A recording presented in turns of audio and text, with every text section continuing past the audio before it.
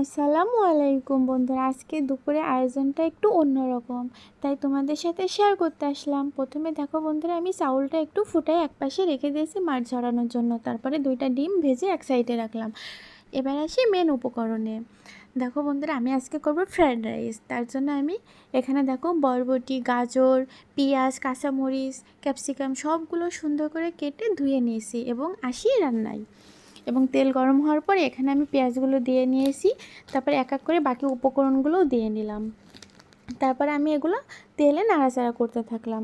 গতকাল রাতে হঠাৎ করে প্রতিদিনই তো একই রকম খাবার খাই, সবজি, মাছ, মাংস। আব্বু বললো কালকে কি খাওয়া যায়, কি খাওয়া যায়।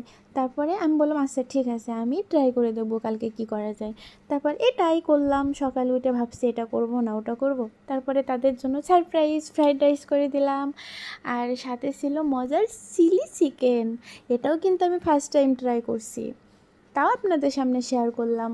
আপনারাও বাসায় এরকম সারপ্রাইজ দিতে পারেন সবাইকে, খুবই খুশি হবে, দেখে তো একদমই অবাক হয়ে যাবে।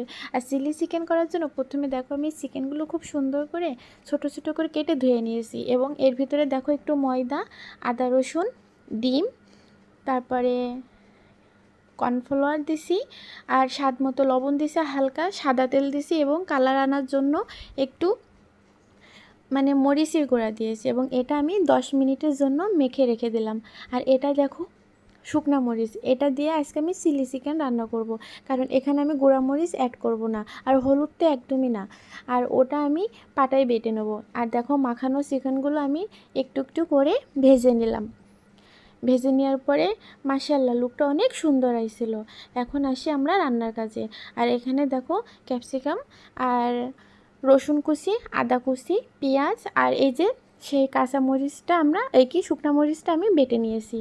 আর এখন কড়াইয়ে তেল গরম হলে আমি এখানে রসুন কুচি দিয়ে নিয়েছি, আদা কুচি দিয়ে নিয়েছি, কারণ কুচি কুচি করে দিলে এটার সুন্দর একটা দানা দানা ভাব এসে যায় এবং খাইতেও মজা লাগে।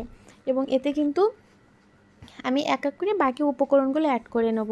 দেখো বন্ধুরা, এখানে আমি পেঁয়াজ, ক্যাপসিকাম দিয়ে নিয়েছি এবং এখানে আমি সয়া সস, তারপরে এটা হচ্ছে dark soya sauce, chili sauce আর গোলমরিচ, স্বাদ মতো লবণ অ্যাড করে নিয়েছি।